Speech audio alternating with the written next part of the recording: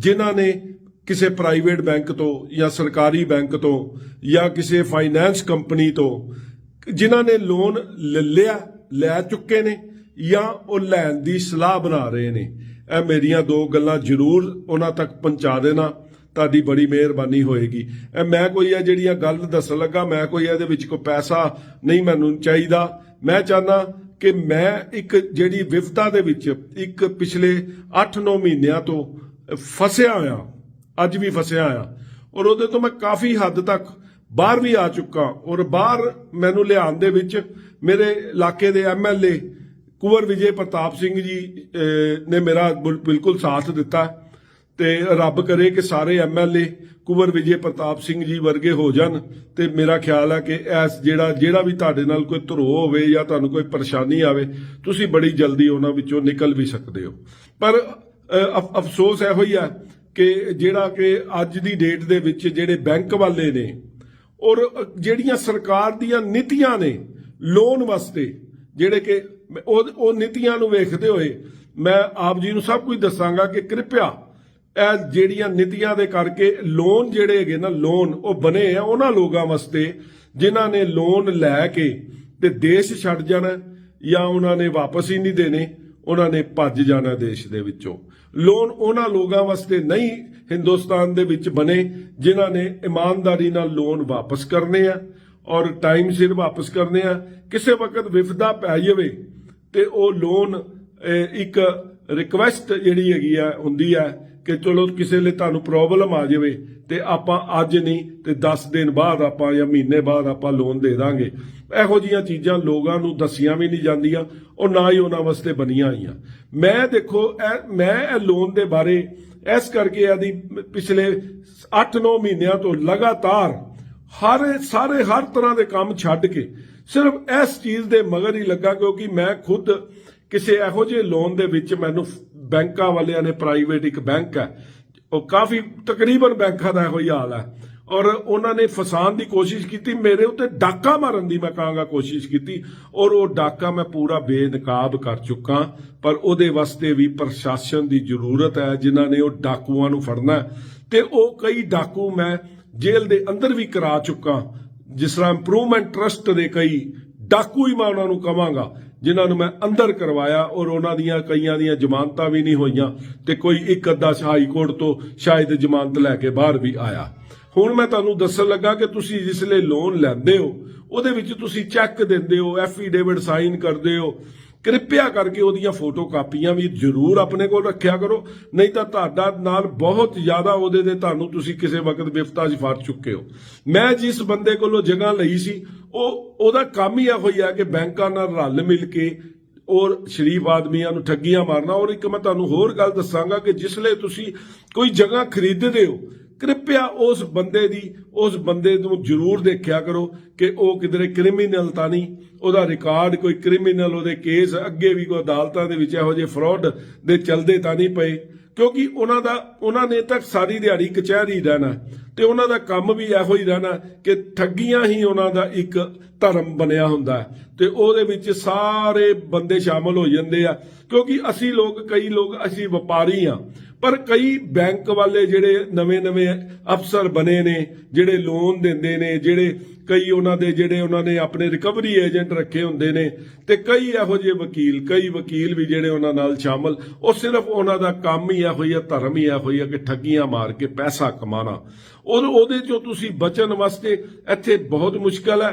बैंकां दे जेड़े ਤੁਸੀਂ ਤੁਹਾਡੇ ਉੱਤੇ कोई भी ठगी मारन वास्ते ਤੁਹਾਨੂੰ डाका ਤੁਹਾਡੇ जायदाद ते ਇਹਨਾਂ ਨੂੰ कोशिश ਹੁੰਦੀ है कि ਜਿਹੜਾ ਤੁਸੀਂ समझ लो ਤੁਸੀਂ ਤੁਹਾਡੀ ਕੋਠੀ 50 ਲੱਖ ਦੀ ਹੈ ਜਾਂ ਤੁਹਾਡੀ ਜਾਇਦਾਦ 50 ਲੱਖ ਦੀ ਹੈ, ਤੁਸੀਂ ਮੈਂ ਕਹਿੰਦਾ ਜੇ 5 ਲੱਖ ਦਾ ਵੀ ਲੋਨ ਲੈ ਲਿਆ ਨਾ ਤੇ ਉਹ ਉਹਨਾਂ ਦੀ ਕੋਸ਼ਿਸ਼ ਹੁੰਦੀ ਹੈ ਕਿ ਹੁਣ ਜਿਹੜਾ ਇਹਨੇ 5 ਲੱਖ ਦਾ ਲੋਨ ਲੈ ਲਿਆ ਇਹਨੂੰ ਕਿਸੇ ਨਾ ਕਿਸੇ ਤਰੀਕੇ ਇਸ ਪੋਜੀਸ਼ਨ 'ਚ ਲੈ ਕੇ ਆਂਦਾ ਜਾਵੇ कि यह जी असी यदि 50 लाख की जगह जेडे ते कब्जा कर लीए, किसी तरीके भी कब्जा कर लीए, और वह 50 लाख की नहीं, वो तुहाडी 5 लाख का जो तुसीं लोन लिखिया तो अज तुहाडी जायदाद 50 लाख की है, तो इन्हां दी कोशिश हुंदी है कि 10-15 लाख जी तुहाडी जायदाद ते कब्जा कर लिया जाए, इन्ना तुहानूं तंग परेशान किया जाए। और वाकई मैं वेख्या ਕਿ ਖੁਦਕੁਸ਼ੀਆਂ ਜਿਹੜੀਆਂ ਹੁੰਦੀਆਂ, ਮੈਂ ਪਹਿਲੇ ਸੁਣਿਆ ਸੀ ਬਈ ਖੁਦਕੁਸ਼ੀਆਂ ਹੋ ਰਹੀਆਂ, ਇਸ ਤਰ੍ਹਾਂ ਕਿਸੇ ਨੇ ਲੋਨ ਲਿਆ, ਉਹਨੇ ਖੁਦਕੁਸ਼ੀ ਕਰ ਲਈ ਔਰ ਉਹ ਪਰੇਸ਼ਾਨ ਹੋ ਕੇ ਉਹਨੂੰ ਹਾਰਟ ਫੇਲ ਹੋ ਗਿਆ। ਔਰ ਵਾਕਈ ਮੈਂ ਬੜੀ ਨਜ਼ਦੀਕੋਂ ਦੇਖਿਆ। ਅਜੇ ਤੱਕ ਮੈਂ ਆਪਣੀ ਲਾਈਫ ਦੇ ਵਿੱਚ ਕਦੀ ਕਿਸੇ ਬੈਂਕ ਤੋਂ, ਕਿਸੇ ਪ੍ਰਾਈਵੇਟ ਅਦਾਰੇ ਤੋਂ ਜਾਂ ਕਿਸੇ ਫਾਈਨੈਂਸ ਕੰਪਨੀ ਤੋਂ ਅੱਜ ਦਿਨ ਤੱਕ ਲੋਨ ਨਹੀਂ ਲਿਆ। ਪਰ ਮੈਂ ਇਹਦੇ ਵਿੱਚ ਇਹਦੇ ਵਿੱਚ ਮੈਂ ਪਰੇਸ਼ਾਨੀ ਝੇਲ ਵੀ ਰਿਹਾ ਔਰ ਝੇਲ ਚੁੱਕਾ। ਔਰ ਮੈਂ ਹੁਣ ਇਹ ਚੀਜ਼ ਦੀ ਪੂਰੀ ਇੱਕ ਤਹਿ ਤੱਕ ਜਾਣ ਵਾਸਤੇ ਮੈਂ ਇਹਦੇ ਸੇ ਪਤਾ ਨਹੀਂ ਕਿੰਨੇ ਵਕੀਲਾਂ ਨੂੰ ਪੈਸੇ ਵੀ ਦਿੱਤੇ ਆ ਕਿ ਤਹਿ ਤੱਕ ਜਾਇਆ ਜਾਵੇ। ਮੈਂ ਸਾਰਾ ਹੋਰ ਵੀ ਕੰਮ ਕਰ ਬੰਦ ਕਰਕੇ, ਚਲੋ ਮੈਂ ਹੁਣ ਮੇਰੀ ਏਜ ਵੀ 61 ਸਾਲ ਹੈ, ਮੈਂ ਬਹੁਤਾ ਕੰਮ ਵੀ ਨਹੀਂ ਕਰਦਾ, ਨਾ ਹੀ ਮੇਰੇ ਕੋਲ ਹੁੰਦਾ, ਪਰ ਮੈਂ ਇਹਦੀ ਤਹਿ ਤੱਕ ਜਾਣ ਵਾਸਤੇ ਬੜੇ ਪੈਸੇ ਖਰਚੇ। ਔਰ ਮੇਰੀ ਕੋਸ਼ਿਸ਼ ਇਹ ਹੋਈ ਆ ਕਿ ਜਿਹੜੀ ਚੀਜ਼ਾਂ ਮੈਂ ਜਿਹੜਾ ਇੱਥੋਂ ਵੇਖ ਚੁੱਕਾ, ਮੇਰਾ ਹੋਰ ਕੋਈ ਭੈਣ ਭਰਾ, ਮੈਨੂੰ ਕੋਈ ਪੈਸਿਆਂ ਦੀ ਜ਼ਰੂਰਤ ਨਹੀਂ ਹੈ। ਮੇਰਾ ਨੰਬਰ 9814455065। ਜਿਹੜਾ ਵੀ ਕੋਈ ਪੀੜ੍ਹਤ ਹੋਵੇ ਬੈਂਕ ਤੋਂ ਔਰ ਉਹਨੇ ਲੋਨ ਲਿੱਤਾ ਹੋਇਆ, ਕੋਈ ਲੋਨ ਲੈਣਾ ਕੋਈ ਐਡੀ ਕੋਈ ਮਾੜੀ ਗੱਲ ਨਹੀਂ, ਕਿਸੇ ਲਈ ਜ਼ਰੂਰਤ ਵੇਲੇ ਲੋਨ ਲੈਣਾ ਹੀ ਪੈਂਦਾ।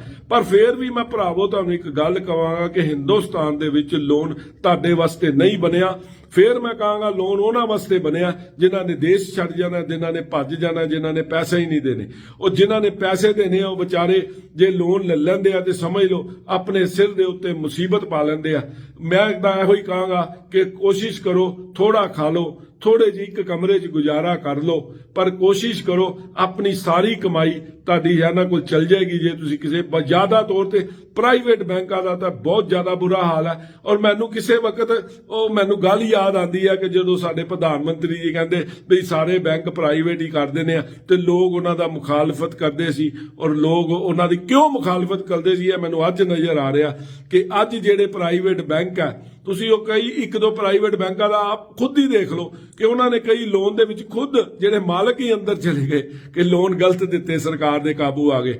ਪਰ ਇਸ ਤਰ੍ਹਾਂ ਹੀ ਸਾਰਾ ਦੇਸ਼ ਦੇ ਹਾਲਾਤ ਹੈ। ਮੈਂ ਹੱਥ ਜੋੜ ਕੇ ਬੇਨਤੀ ਕਰਾਂਗਾ, ਮੇਰਾ 9814455065। ਮੈਨੂੰ ਕੋਈ ਪੈਸਾ ਨਹੀਂ ਲੋੜ, ਨਾ ਮੈਂ ਲੈਣਾ। ਉਹ ਜੇ ਤੁਸੀਂ ਬੈਂਕ ਦੇ ਪੀੜ੍ਹਤ ਹੋ ਗਏ ਹੋ, ਇਹ ਨੰਬਰ ਤੇ ਫੋਨ ਕਰਕੇ ਹੋ ਸਕਦਾ ਕਿ ਮੈਂ ਕੋਈ ਨਾ ਕੋਈ ਇਹੋ ਜਿਹੀ ਤੁਹਾਨੂੰ ਗੱਲ ਦੱਸ ਦਵਾਂ ਜਿਹੜਾ ਕਿ ਮੈਂ ਬੜੇ ਦੁੱਖ ਚੱਲ ਕੇ ਔਰ ਕੁਝ ਪੈਸੇ ਵੀ ਖਰਚ ਕੇ ਉਹਨੂੰ ਮੈਂ ਥੋੜਾ ਹਾਸਲ ਕੀਤਾ। ਹੋਰ ਹਜੇ ਵੀ ਬੜਾ ਕੁਝ ਹਾਸਲ ਕਰਨਾ ਬਾਕੀ ਆ ਔਰ ਮੈਂ ਪੂਰਾ ਪ੍ਰੂਫ ਦੇਖ ਚੁੱਕਾ। ਔਰ ਉਹ ਬੈਂਕ ਜਿਹੜੇ ਤੁਹਾਨੂੰ ਲੋਨ ਦਿੰਦੇ ਆ ਔਰ ਇੰਨੇ ਜ਼ਿਆਦਾ ਉਹ ਕਮਿਸ਼ਨਾਂ ਵੀ ਦਿੰਦੇ ਆ ਤੁਹਾਡੇ ਕੋਲੋਂ ਤੁਹਾਨੂੰ ਲੁੱਟਣ ਵਾਸਤੇ। ਸਮਝ ਲਓ ਕੋਈ ਕਮਿਸ਼ਨਾਂ, ਉਹ ਰਿਕਵਰੀ ਏਜੰਟ ਹੋਣ ਜਾਂ ਭਾਵੇਂ ਉਹ ਬੈਂਕਾਂ ਦੇ ਵਕੀਲ ਹੋਣ, ਤੁਹਾਡੀ ਕਿਧਰੇ ਸੁਣਾਈ ਨਹੀਂ ਹੋਣੀ।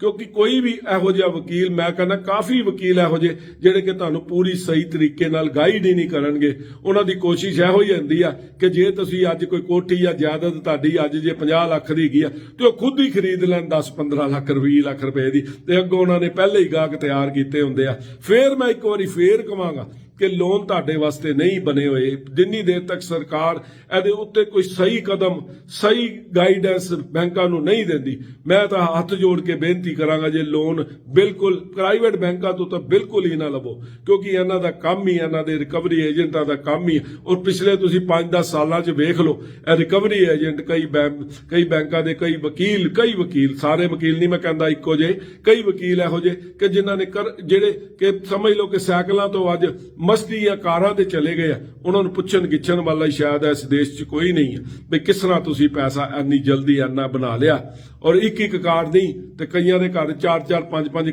ਇਹੋ ਜਿਹੀਆਂ ਨਵੀਆਂ ਤੋਂ ਨਵੀਆਂ ਗੱਡੀਆਂ, ਮਹਿੰਗੀਆਂ ਗੱਡੀਆਂ ਕਿਸ ਤਰ੍ਹਾਂ ਆ ਗਈਆਂ। ਇਹ ਸਭ ਤੁਹਾਡਾ ਉਹਨਾਂ ਲੋਕਾਂ ਦਾ ਪੈਸਾ ਜਿਨ੍ਹਾਂ ਵਿਚਾਰਿਆਂ ਨੇ ਲੋਨ ਲਿਆ। ਕਿਰਪਾ ਕਰਕੇ ਮੈਂ ਫੇਰ ਕਹਾਂਗਾ ਕਿ ਪ੍ਰਾਈਵੇਟ ਬੈਂਕ ਤੋਂ ਬਿਲਕੁਲ ਲੋਨ ਨਾ ਲਵੋ। ਜੇ ਤੁਸੀਂ ਪੀੜ੍ਹਤ ਹੈਗੇ ਹੋ ਤੇ ਮੇਰਾ 9814455065 ਨੰਬਰ ਹੈ ਔਰ ਇਹਦੇ ਤੇ ਮੇਰੇ ਨਾਲ ਗੱਲ ਤੁਸੀਂ ਕਰ ਸਕਦੇ ਹੋ ਸਕਦਾ ਕਿ ਕੋਈ ਨਾ ਕੋਈ, ਮੈਂ ਕੋਈ ਪੈਸਾ ਨਹੀਂ ਲੈਣਾ ਚਾਹੁੰਦਾ, ਨਾ ਮੈਂ ਕੋਈ ਲੈਣਾ ਤੇ ਤੁਹਾਨੂੰ ਸ਼ਾਇਦ ਮੇਰੀ ਕੋਈ ਇਹੋ ਜਿਹੀ ਗਾਈਡੈਂਸ ਜਿਹੜੀ ਕਿ ਮੈਂ ਬੜੀ ਦੁੱਖ ਝੇਲ ਕੇ ਬੜੇ ਪੈਸੇ ਖਰਚ ਕੇ ਹਾਸਿਲ ਕੀਤੀ ਆ ਤੇ ਤੁਹਾਨੂੰ ਵੀ ਉਹਦਾ ਫਾਇਦਾ ਹੋ ਜਾਵੇ।